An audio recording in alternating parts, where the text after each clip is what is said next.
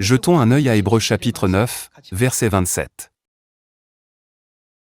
Dans le chapitre 9, verset 27, il est écrit: « Et comme il est réservé aux hommes de mourir une seule fois, après quoi vient le jugement, de même Christ, qui s'est offert une seule fois, pour porter les péchés de beaucoup d'hommes, apparaîtra sans péché. Combien de fois apparaîtra-t-il?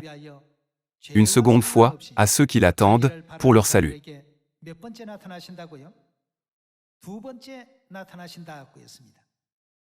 Dans quel but? Il est écrit qu'il apparaîtra une seconde fois, dans le but d'apporter le salut.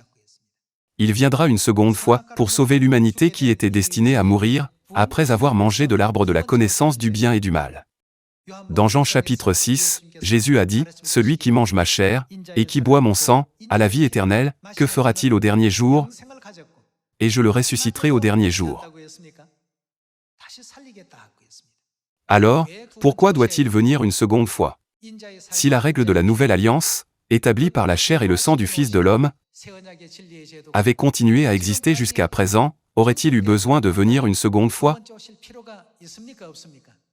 Il n'aurait pas été nécessaire. Cependant, Dieu avait déjà prévu que la vérité de la vie finirait par disparaître et être détruite par le diable, Satan.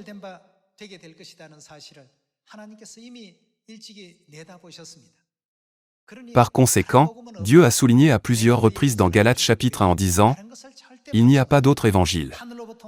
N'acceptez rien d'autre que ce que je vous ai prêché. Même si c'était un ange du ciel, n'acceptez rien d'autre que ce que nous vous avons prêché. » Nous pouvons également trouver cela souligné dans Daniel chapitre 7, ainsi que dans Apocalypse chapitre 22. Malheureusement, vers le IVe siècle, les doctrines de la religion du Dieu Soleil, qui n'étaient pas les statuts ou les lois de la vérité que Dieu a établies, ont commencé à être introduites, comme si elles étaient la vérité du christianisme. Le jour du sabbat a été aboli, la Pâque a été abolie, la fête des tabernacles a été abolie. Toutes les règles et toutes les lois de la vérité de la nouvelle alliance établies par Dieu ont été complètement détruites. Depuis lors, une longue période d'environ 1600 ans s'est écoulée.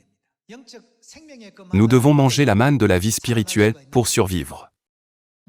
Même si Dieu nous a clairement rappelé en disant « Je suis le pain de vie qui est descendu du ciel », nous nous sommes retrouvés dans une situation où la manne céleste, le pain de vie, a été coupée.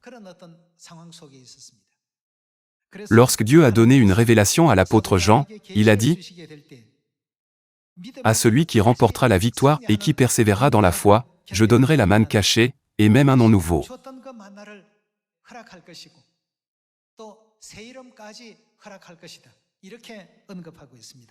Voyons le chapitre 2, verset 16. Apocalypse chapitre 2, verset 16. « Repens-toi donc, sinon, je viendrai à toi bientôt, et je les combattrai avec l'épée de ma bouche. Que celui qui a des oreilles entende ce que l'Esprit dit aux églises. À celui qui vaincra, je donnerai, quoi? De la manne cachée. Quoi d'autre? Et je lui donnerai un caillou blanc, et sur ce caillou est écrit. Qu'est-ce qui est écrit sur ce caillou? Un nom nouveau, que personne ne connaît, si ce n'est celui qui le reçoit. »